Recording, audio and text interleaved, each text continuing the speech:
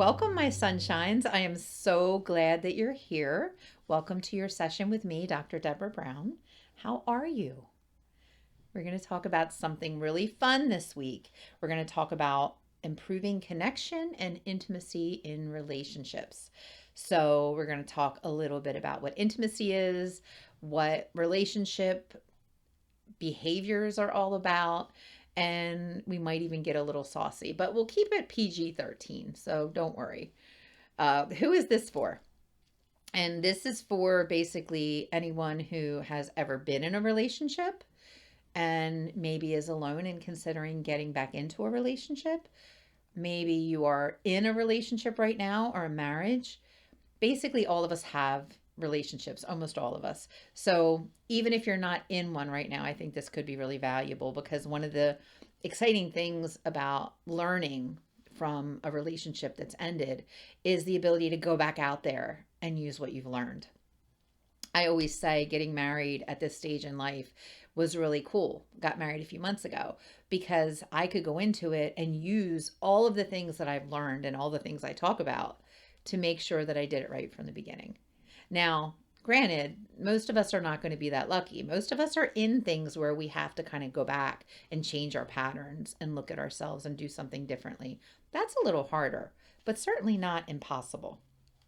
So, we're going to talk about how we think about sex, how we think about intimacy, and how we think about relationships and connection. So, first of all, let's talk about how we learned how to do this. We learned how to have relationships the same way that we've learned most of our stuff, by watching the ones around us. And I want you to think about that for a minute. What did you grow up seeing as a relationship? And a lot of what you saw, we probably normalized. Oh, this is the way relationships are. Well, as you know, relationships are different, right? We're going to talk about relationships today in a way that is related to maybe marriage, maybe partnership, same gender marriage, traditional heteronormative marriages, relationships that aren't married. It all is going to be generally the same, pretty much. So, what we learned from watching relationships around us was probably what not to do sometimes. And I had a group of therapists together the other day, and I asked them the question, who do you look at in your life as model couples, model relationships? Who do you see as somebody who's doing it right? And there were four of them in the room, and they all got really quiet.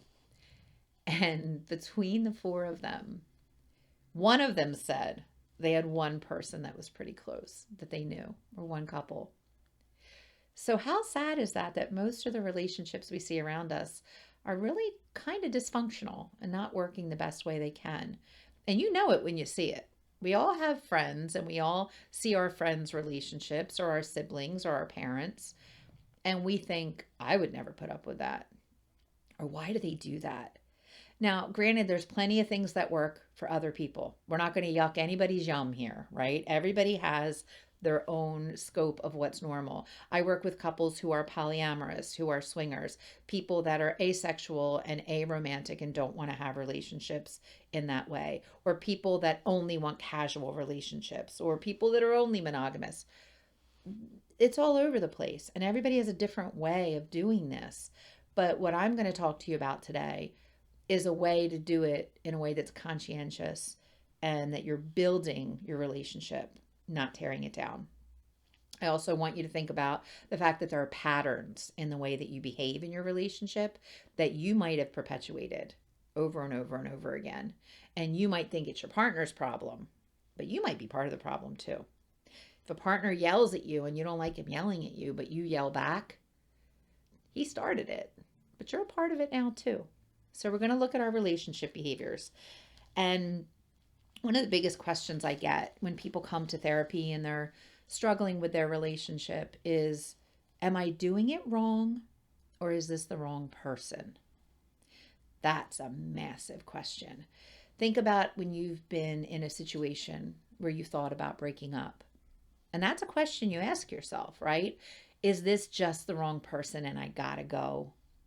Or is it just that we're doing it wrong?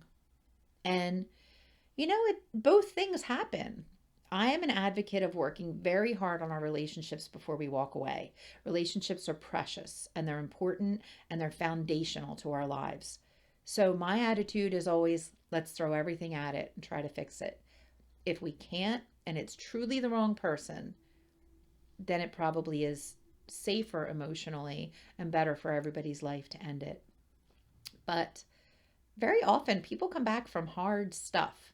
So don't throw it out just yet. Let's explore a little bit today. So, I want you to think about relationship patterns. What are the things that happen in your relationship that happen over and over again and nothing ever changes and it drives you up a wall? That's the stuff that we have to pay attention to. That's what I look for in couples therapy when people come in. I think, what are they stuck in? What are their patterns? And those layer over the years or over the months that we're together with people is you get into negative patterns of behavior and everybody just perpetuates it. I'm going to give you an example. One of the things that I noticed when I first started doing this was a lot of my couples were coming in at around 8 to 10 years together, typically closer to 10 years. And I started to realize that when I started to think about the age of the children. People were coming in that had kids that were 8, 9, 10 years old, and that kept happening. And I thought, what is it about that stage of child development that maybe it's harder or something? That wasn't it at all. What it actually was is I started to think about what happens to people when they have children and in themselves and what happens in relationships. Think of it this way. You're married, it's just the two of you, and then you introduce a child. Well, that's joyful, that's wonderful, but it's a whole lot of disruption and stress. So, any of you that have had children know when you have that child, a lot of your personal time goes out the window. You don't get to travel the same. You don't get to go out of the house the same. You don't sleep the same. Sometimes your hygiene isn't the same. You don't have time to get a shower. And your sense of self changes when you have a baby. Not always for the best in the beginning. So think about all of the behaviors that you had that you took care of your partner are now given to the baby. So something changes in that relationship. Something changes in the dynamic. Now, that's normal. It has to happen. You have to take care of that baby. The baby has to be first. But after a number of years, if you stay in that pattern and never introduce back the romantic aspects of the relationship, the intimate aspects of the relationship, then after 10 years, it's so far gone that most of what kept the love alive has been channeled into the children or just not there at all. So by the time people come and sit in front of me 10 years out, they're bitter, they're lonely, nobody's having sex, people are arguing, the arguments get uglier, they fight over stupid things that aren't that important. And what happens is it's gone too far. And sometimes at that point is when I see the divorce is happening because people go, she's changed, he's changed, they've changed. Well, of course, over 10 years, you're going to change. I hope you do. But sometimes the changes are part of normal life patterns like having kids.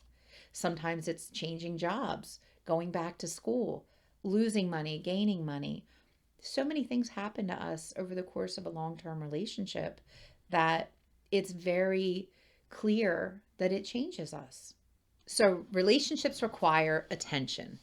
And that's the problem is you can't feed your relationship when you're feeding all these other parts of your lives. So good relationships have obstacles. Good relationships deal with hard things. Bad things happen. And we have to normalize the fact that we are going to change over time. So if good relationships have obstacles, then we have to recognize that it's not always going to be easy and we have to be ready for when it gets hard. So how do we manage it when it gets hard is that we build a foundation. Think about the power of a relationship in your life. And a relationship has so much power over the way that you feel, right? So a lot of people say, well, why bother working on it? It's never going to change. That's exactly why you have to work on it, because if you don't, you end up polluting the other parts of your life. Think of how if you have a fight with your partner and then you go to work and it's not resolved. How does work feel that day? Terrible, right? If you have a partnered relationship and a serious relationship, you're committed to each other, which means you're emotionally connected to each other, which means that relationship is the foundation for a lot of the other things that happen. Very often, you're sharing a home, children, finances, future plans, visions, dreams. There's a lot in there that's connected to that person. If you are not doing well with that person, you are really affecting the rest of your life. And I have people that come to me session after session with these very full lives, and they're always talking about their partner. And that tells me that that is just so crucial to everything else. Everything else gets smaller. So our partner should be our soft place to land. In an ideal world, which I don't think is too idealistic, you come home and you say, "How was your day?" And you actually listen. You don't just wait for them to stop talking so you can talk about your day. You actually listen to how their day was. And you follow up with what they told you they were going to do. "Oh, how was that meeting you said you were going to have with so and so?" Right? They tell you somebody at work said something to them. Did that make you feel weird? How are you going to manage that? Be really interested in that conversation. One of the things that I had said about marriage was is that I didn't know if I wanted to do it again, because I didn't know if I wanted to have to be that connected to someone, to have someone have that power to ruin my day, right? But what I realized was, in having someone who cares about my day every day, is that there's that opportunity every night in that 5-minute conversation of "How was your day?" to check in and say, I'm not feeling great. Can we do something fun this weekend? Right? And otherwise, if I don't have that conversation and I walk around miserable, does he think that it's him? How many times have you been with a partner who's miserable and you go, "It must be me. I did something." It's nothing to do with you. That's why we have to talk. We have to be the safe place to land. We have to create a space where we can actually feel that way. But it's not what I see. A lot of what I see is pretty ugly, honestly. This is, how I became sort of an expert on relationships, was by doing couples therapy and seeing these ugly things that were happening and realizing that they weren't that hard to change, but sometimes they just needed another person to show them what to do or how to do it, because they were so far apart they couldn't even agree on an idea. But once they could agree, they could move forward. And that was really exciting to me. We can create amazing changes when we both say, "We're not going to yell anymore, okay?" We both agreed on that in this session. And they stop yelling, and in a week, life gets easier. They broke a pattern. So what I actually see is more adversarial behavior. When couples come to me, they can't wait to tell me what the other person's doing wrong. "Well, she does this and she does that, and she won't stop doing this." They very rarely look at their own behavior. They're more adversarial. "This is my enemy and they're trying to hurt me." So if you have a relationship that is adversarial, that's considered a high conflict relationship. High conflict couples are the couples that need to be in couples therapy yesterday, or need to be working on their relationship. Because if you are high conflict, you are raising your level of vigilance and your level of stress in a place that you should be getting the opposite.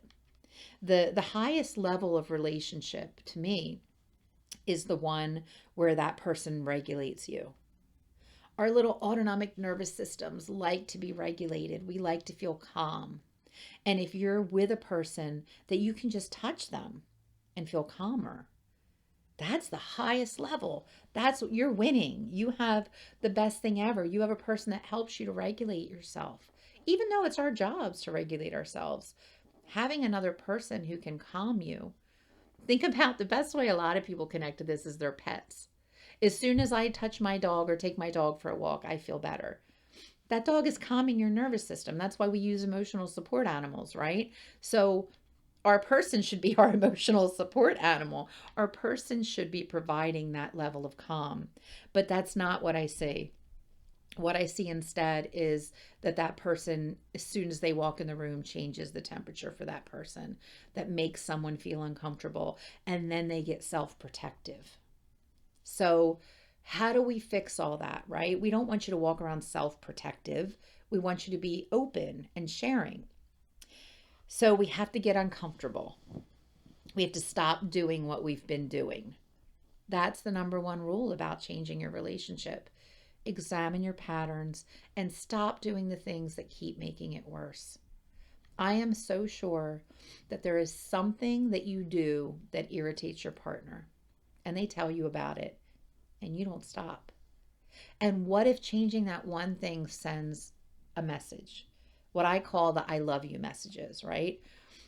I hear all the time people talk about things like, he leaves his socks on the floor. He takes off his socks and he leaves them on the floor.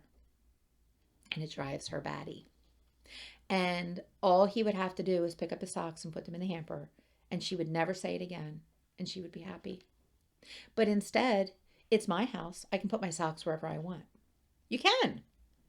But I need you to be a little more generous and a little more considerate and know that that one thing is an I love you message to her, right? If you're somebody who likes to be cooked for and your person doesn't ever cook for you, and you sit back and go, my friend's partner cooks for them every night. And then you start measuring how that person isn't good enough. My partner doesn't cook for me. Instead of, hey, wouldn't it be cool if we made dinner together? I would love to come home on Thursday nights and have dinner. What if we made that a new rule? You could actually get what you want if you ask for it, instead of sitting back and resenting what you don't have. And a lot of us do that. So we have to get uncomfortable. We have to speak up. It might feel weird, but we have to start communicating. So there's a 3-part equation that I give everyone who comes in who's working on relationships. And the 3 words I give are this, in this order: communication, connection, and problem solving. Now, those things go in order: communication, connection, and problem solving. Now, people come in and they go, we have problems and we want to solve them. Basically, that's what they come for. But we can't start there. You can't start with problem solving when you're not connected. You can't be connected if you're not communicating. So where we start is communication. A daily effort to communicate how you're feeling about something, communicate what you'd like to see different, communicate what you're working on. But think about this. Look at the people in your life who are the absolute closest people to you. These are people that you communicate with. These are people that you tell things about yourself. And because of that, you're connected. So the people you are most connected to are the people that you've talked to probably the most. So communication builds connection. And then once we're connected, we can start solving problems. But I know I have couples that come in and they can't get past the argument. And that's what they do, is they'll just argue and argue and argue. And it ends up becoming pretty useless. And I have to say, you're going to learn some skills here first. We're not going to solve problems. We're not going to sit here and argue. We're going to learn to talk to each other and to listen to each other. So what are some of the skills in there? The first one is a skill called transparency.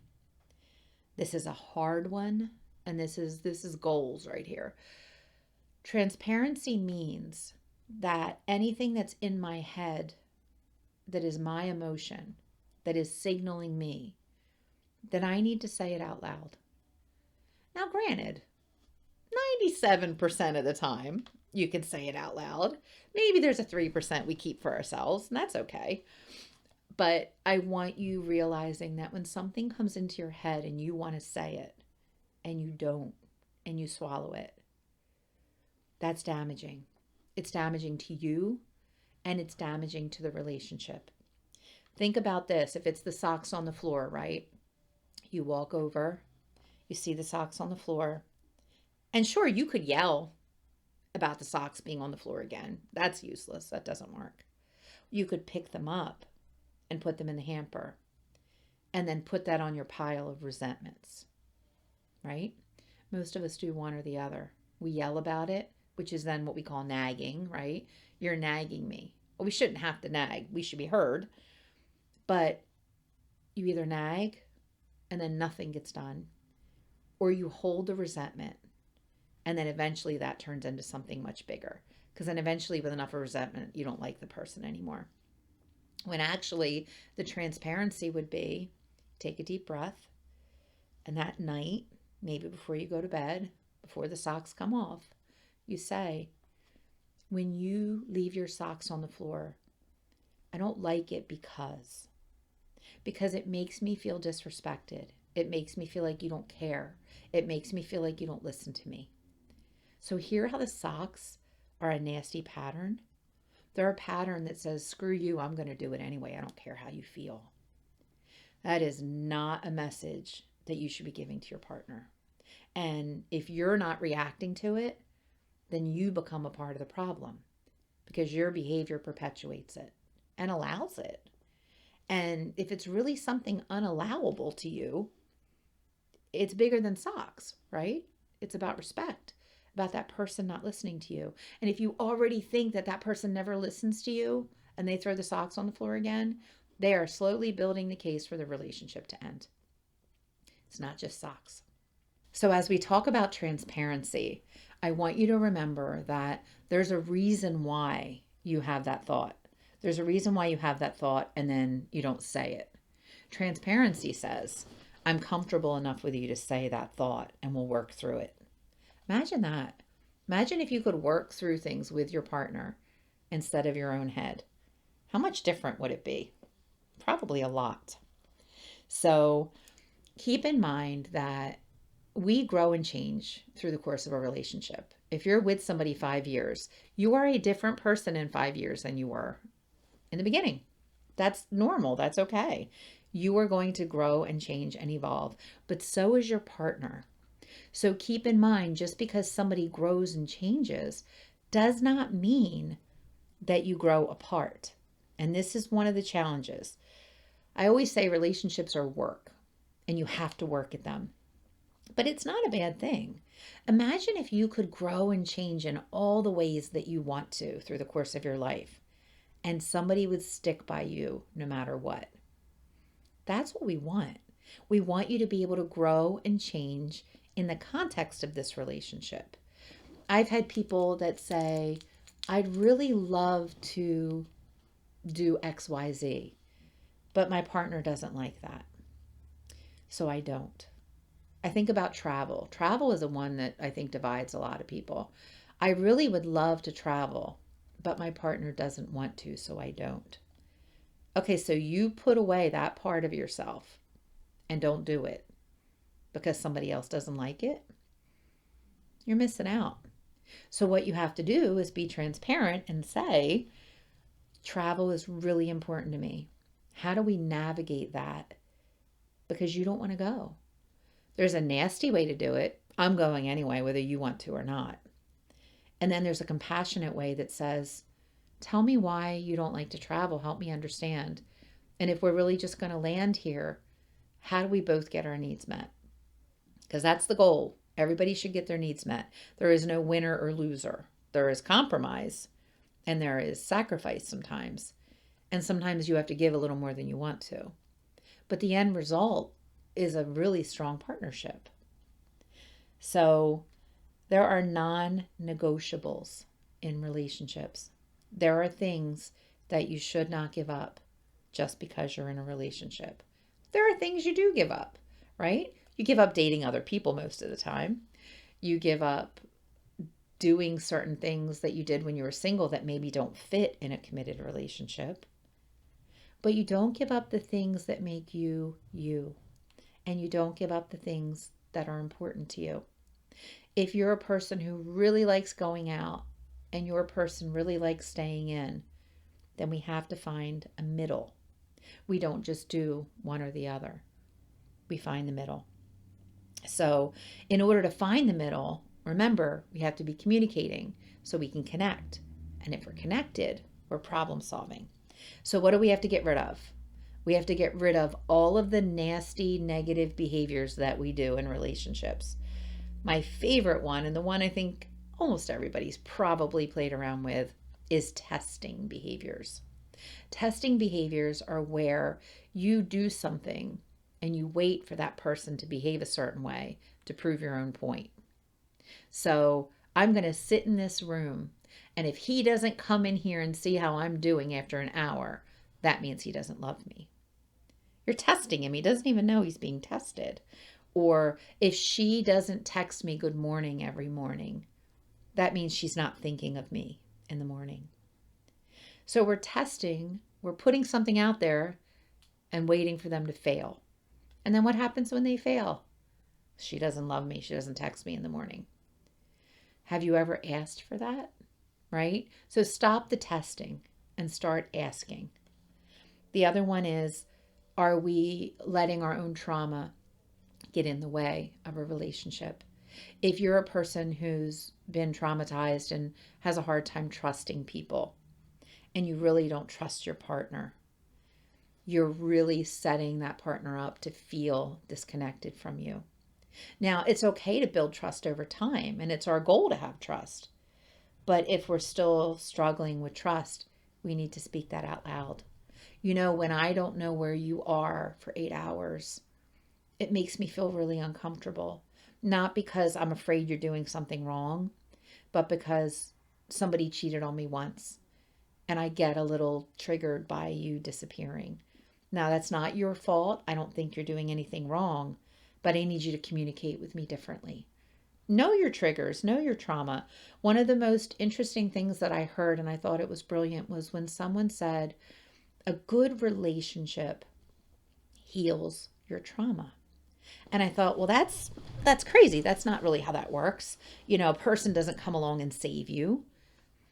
But actually, it's kind of true. It helps. What if you were triggered by something, and in that moment, that person could be aware of it, and they could learn that about you, and they could make sure they don't do it again? And what if it gave you an opportunity to talk about that trigger and about why? And suddenly you're closer because now you know something about each other, and that person's going to be real careful not to do that again. But you've also learned something about feeling safe. So the next time when that comes up and the trigger comes, that person can either stop or comfort you or walk you through it. So I think a healthy relationship does help you deal with trauma. One of the negative behaviors in relationships is not learning from mistakes. If you did a thing and it upset your partner, and you know that, and you do it again, that's wrong. If you did a thing and it upset your partner, and you processed it, and you talked about, well, this is important to me, this is going to happen again, or I'll never do it again, it doesn't matter what you decide. But you have to have made sure that you've learned from that mistake to do it differently next time. If you leave your socks on the floor every night and she gets upset every night, you're not learning from your mistake. So what happens when we don't learn? We get resentful.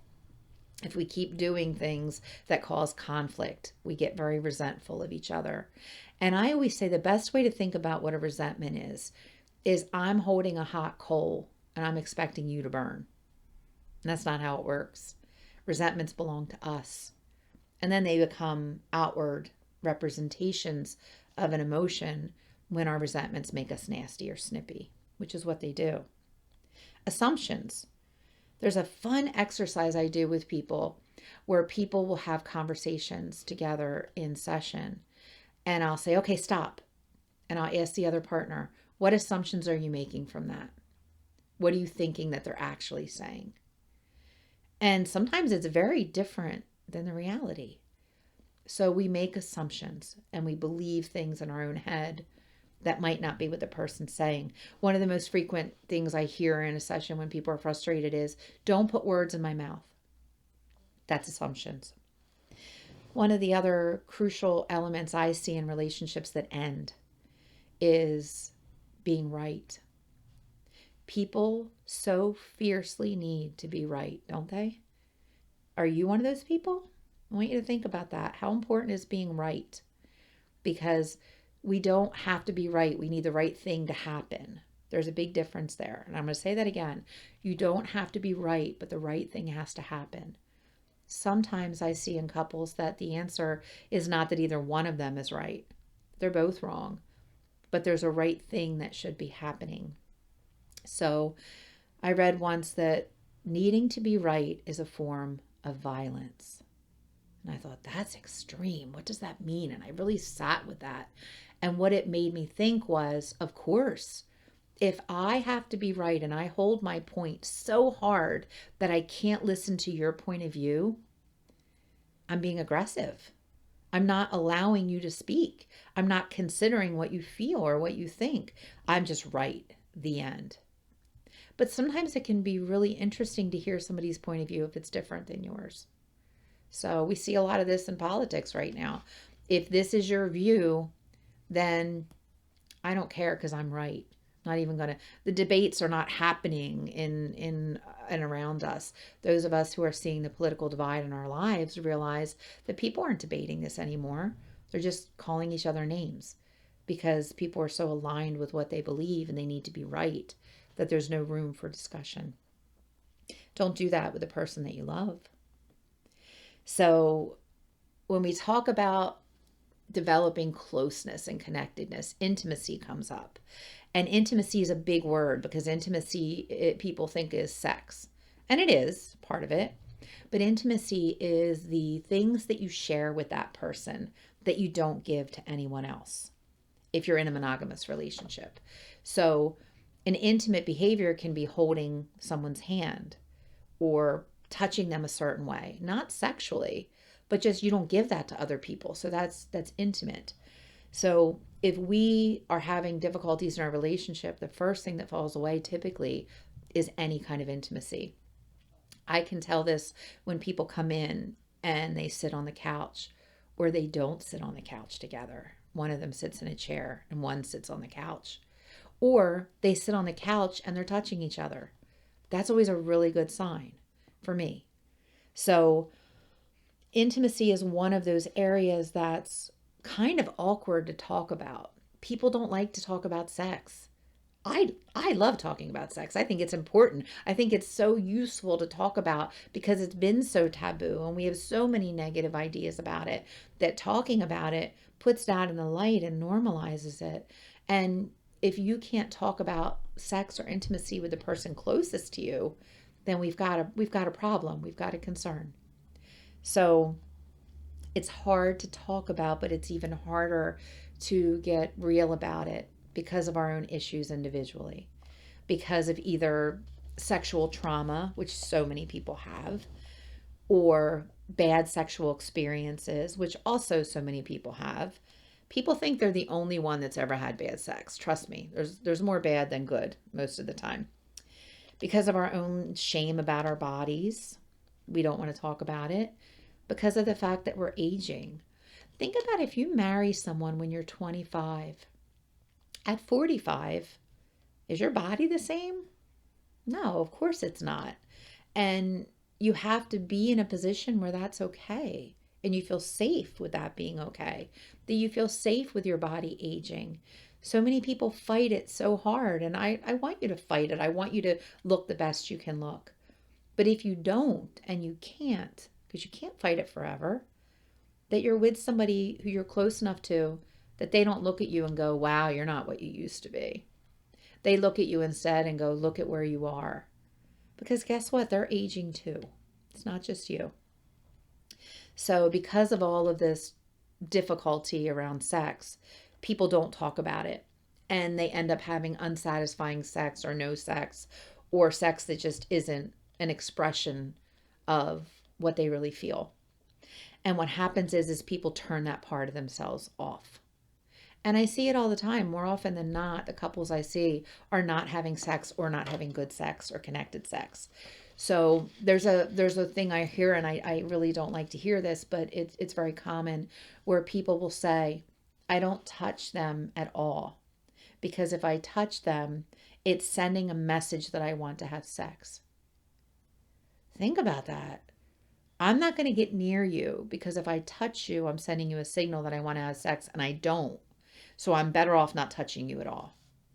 So you go from not being comfortable having sex, which is valid in a resentful relationship or a conflicted relationship, to I don't want to touch you at all.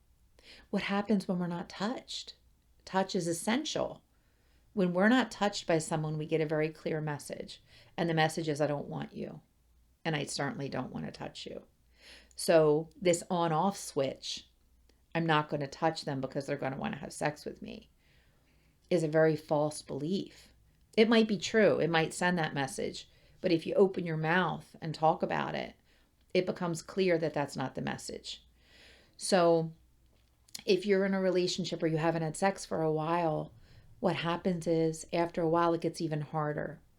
If I have a couple in front of me that hasn't had sex for 8 months or a year, they're starting over again. And how do you start over again? It's the weirdest thing in the world. Here's this person I've had sex with dozens of times and I've been with for years, and suddenly it's awkward. So I'm going to give you today some strategies of how to build healthy intimacy, either because it's broken or because you just want it to be better, or because you want to go into a new relationship doing this the right way. So I have a little system, and the system is called levels of intimacy. And levels of intimacy is a way of thinking about all the kinds of touch that we need and that we want to give, and the order that they go in. And this came about because so many people have the attitude of, oh, your relationship isn't good, spice up your sex life. Well, if you're fighting with somebody and you're not having a good time, do you really want to put on lingerie and spice up your sex life? Do you really want to light the candles and get close to a person that you're really angry with? No. So we don't start there. It's backwards. Sex is not a duty. Sex is a part of a healthy expression in a relationship or in a connection to another human. And it should be an escape from your life, a healthy escape, not a chore that you do. I've had people say to me, if I have sex with my husband, it buys me favor. Well, what does that mean? Well, then he's good for a week. He's happy. Okay, well, do you like the sex? Do you want to have the sex? No, but it's kind of like what I do as a wife. That's ugly. And that's not okay. And imagine how that would destroy someone who's doing it as a currency to get what they want. It's not great. So how do we start over? How do we do it differently? So there are 4 levels to how we look at intimacy.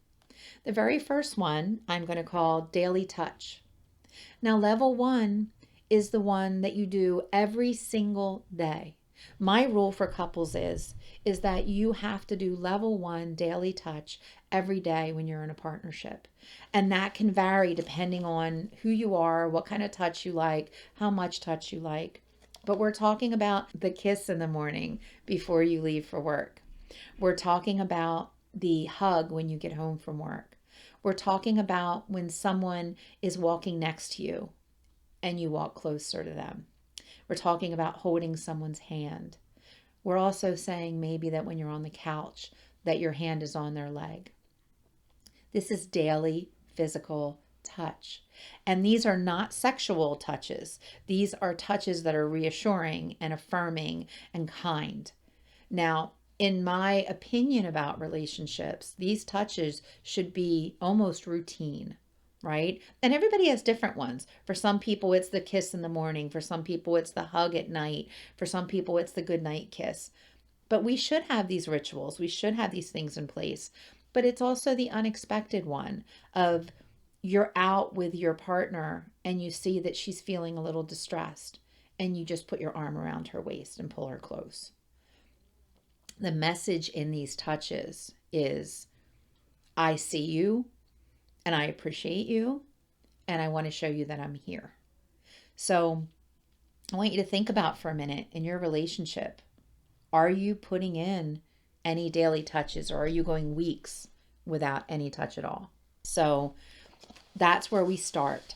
Now, it's kind of fun because what happens is I can assign people touch. I can say, you are now going to do 2 daily touches this week before our next session, and we're going to see how that feels. And it's fun. They come back and they say, oh, he did his level 1s this week and I did my level 1s this week. Great. Let's go to level 2. So level 2 is what I call play. One of the essential elements of being a human and finding joy and being happy is play.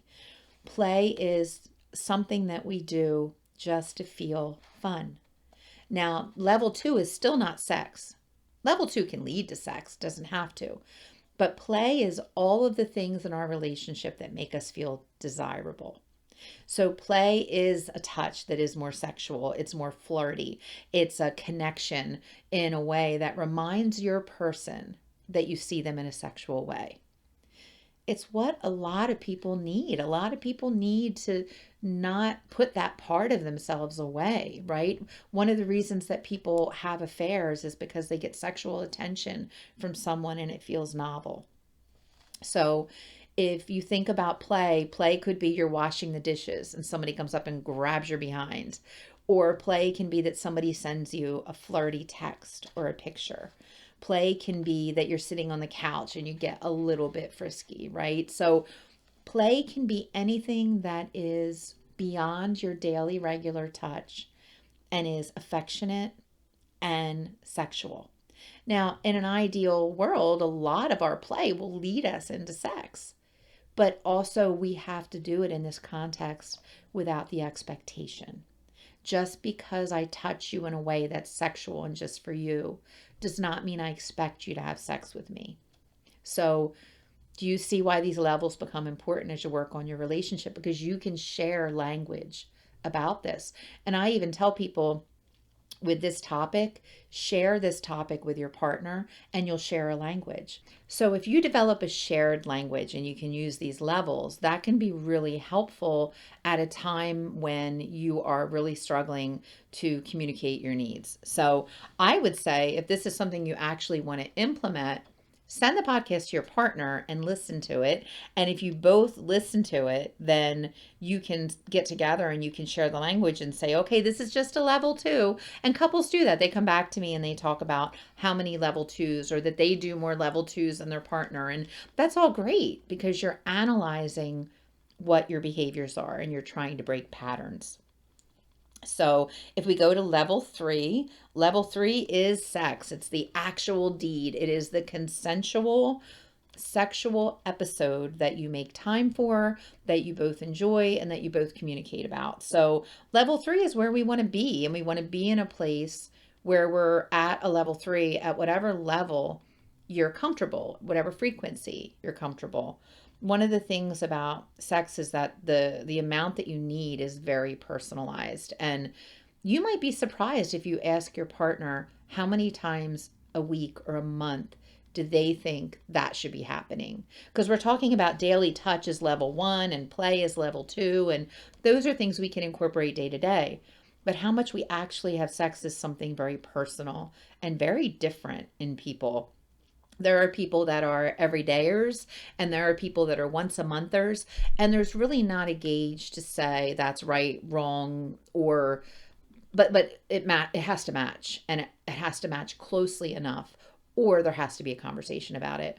One time I asked a couple this question: how many times a week would you like to have sex? And the one partner said 4 times. And the other partner was so completely flabbergasted and went, I never knew that. I would be down for that. And it was beautiful because it was that moment of, okay, something's not working then there's a reason why they aren't having sex that often. And what is it? So we want to make sure that we're talking about frequency eventually as you get more comfortable having the conversation. So level 4, the final level, is what I call the extras. And we're going to use 3 X's, XX extras. And extras are the things that we add in when it's going well. Now, this is going to take you back to where we started with this conversation, which was you don't start with the extras. You don't start by spicing it up with lingerie and with toys, and you don't bring another person into your bedroom. And the extras are things that you add in when it's going so well that you want to feed it, when it's going so well that you do want to spice up what's happening, when it's going so well that your trust is such that you're sharing fantasies with each other. We do not start with the extras. I've had people say, well, maybe it would be better if I brought another woman into the bedroom. Well, if you are not doing well, that is a minefield. And there's nothing wrong with doing that if that's what you choose to do, but you cannot do it as a way to heal the relationship. So the extras are things like, if you want to try something different, if you want to share a fantasy, if you want to wear something different, if you want to introduce a different toy, if you want to do it in a different place, if the extras are, the sky is the limit. But there's a really great thing about knowing somebody at their deepest level and understanding their secret fantasy that can really bring you closer to someone. And it might not be your taste. It might be something a little out of the realm of what you're used to. But if you're comfortable, you give it a whirl. And sometimes it works and sometimes it doesn't. But keep in mind, the extras are optional. Some people never need the extras or don't want the extras, and that's okay. And some people like the extras as just a part of how they connect to each other, and that's okay. But I want you to think about those four levels and the order in which they need to happen.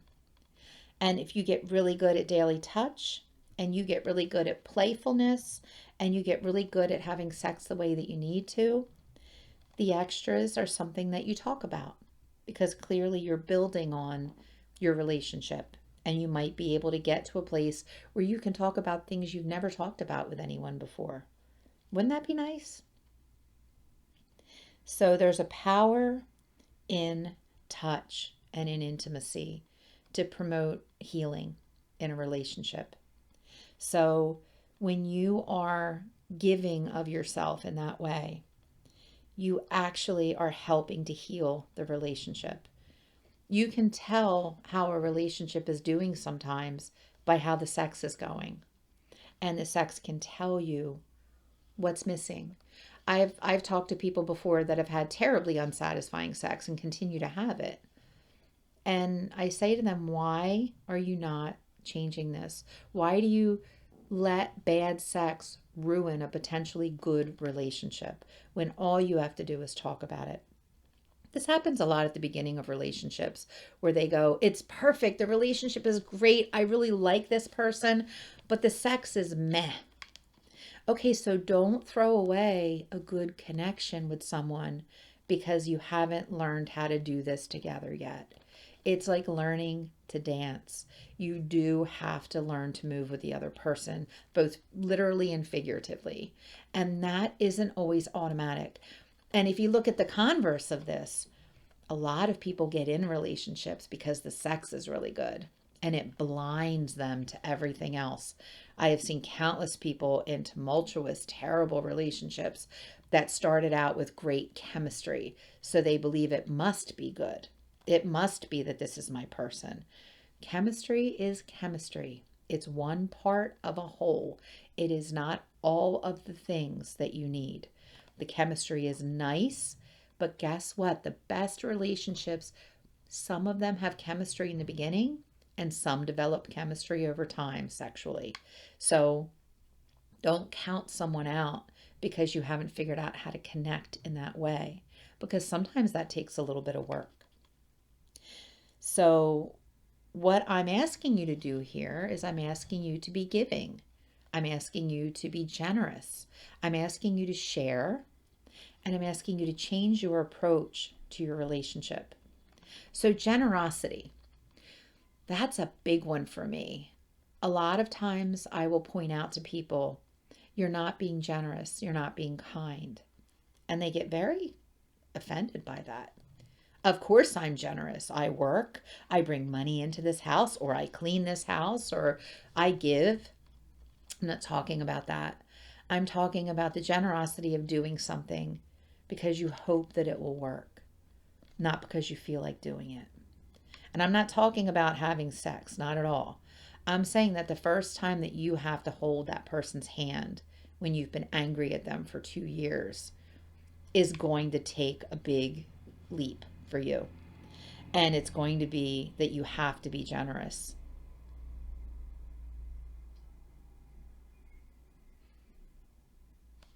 Generosity will save your relationship because if you show someone you're giving, you show someone that you're caring. So I'm asking you to be generous.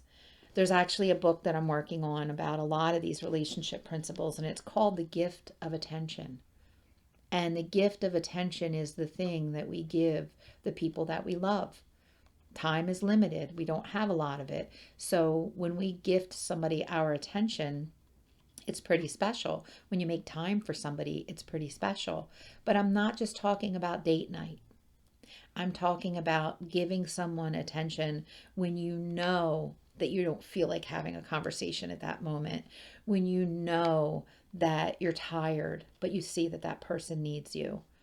You have to be able to give attention to someone even when you don't always feel like it, because you're saying you're important to me and I'm going to give this to you.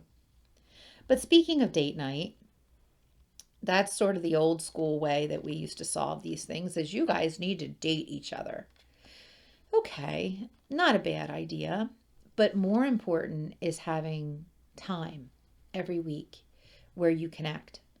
And I believe in this. I believe in this very strongly after years of working in relationships with people, is that if there is no set aside sacred time for that person, your relationship erodes because you have to have time together to build, to talk, to connect, and also a reliable time that you know if you need to save something, that you'll have a time to say it. So if we decide that Friday nights are our sacred night, on Friday nights we get a babysitter, or on Friday nights we tell everyone else no, we're busy, and on Friday nights we have a routine where we go to dinner, or we sit on the couch, or we do whatever. But I know then that no matter what happens that week, that on Friday night I have that person's attention. And on Friday night, if there's something that bothered me from Tuesday, that I have a space to talk about it. And it's not just a thing where you go out and everything's shiny and romantic. It's not what I'm talking about. That's why I'm saying it's a little different than date night. This is not where you just give that person the romantic, sexy version of you. It's a time that you connect to each other and you keep that connection alive and you put it on the calendar because that person matters.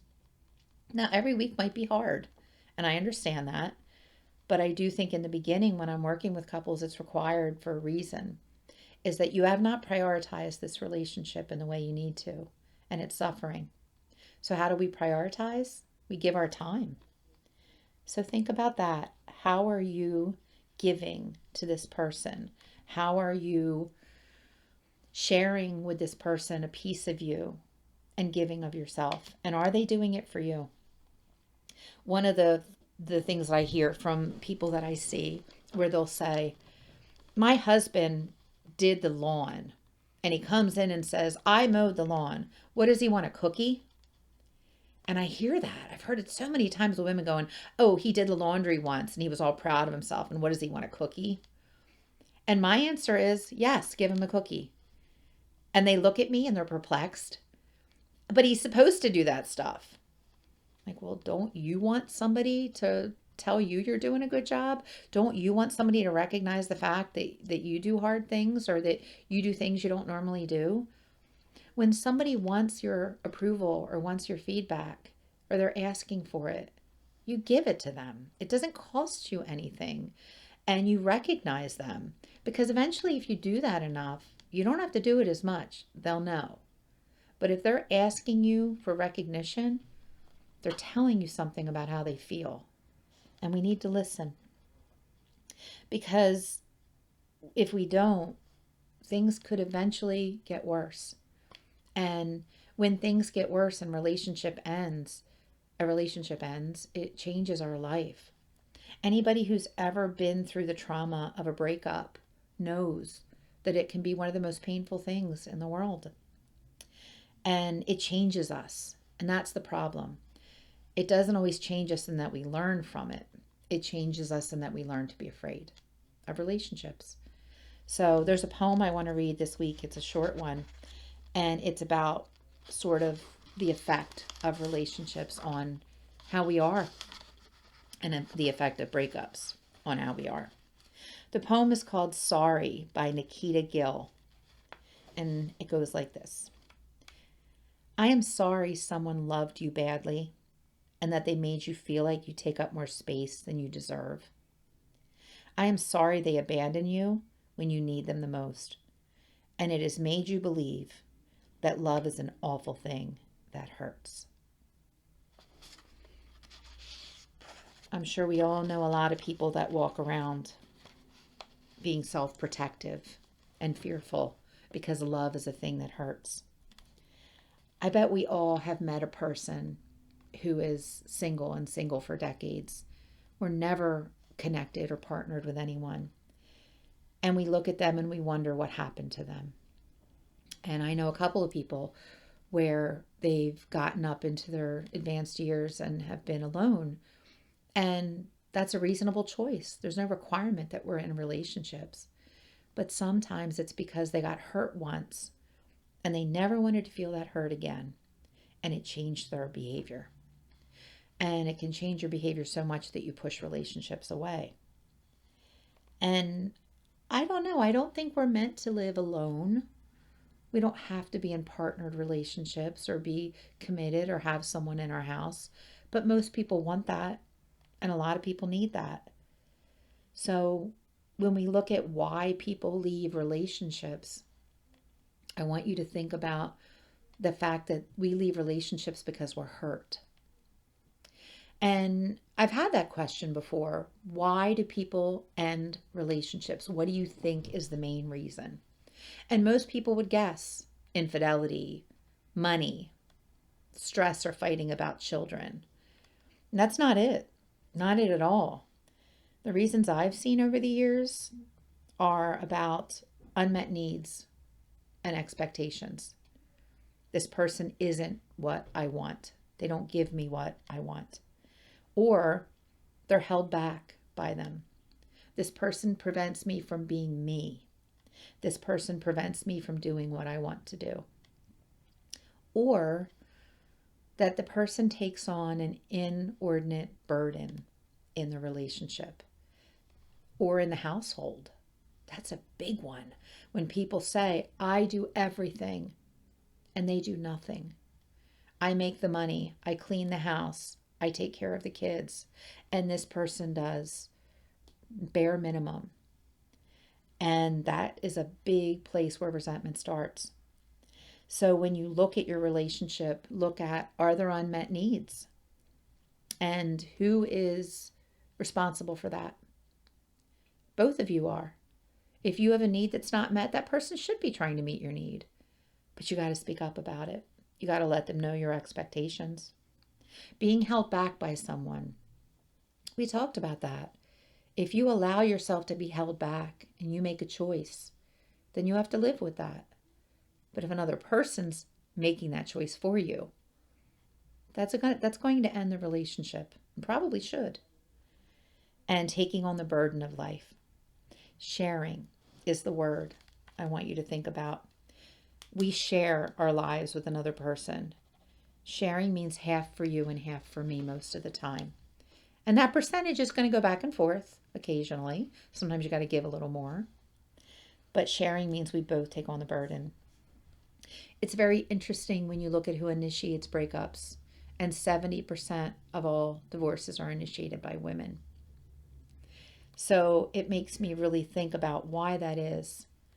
And maybe as women, we aren't real good at asking for what we want.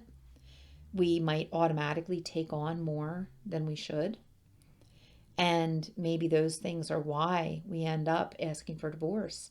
But what if we instead asserted our needs in these areas? And what if we instead tried to work on our relationships instead of ending them when possible?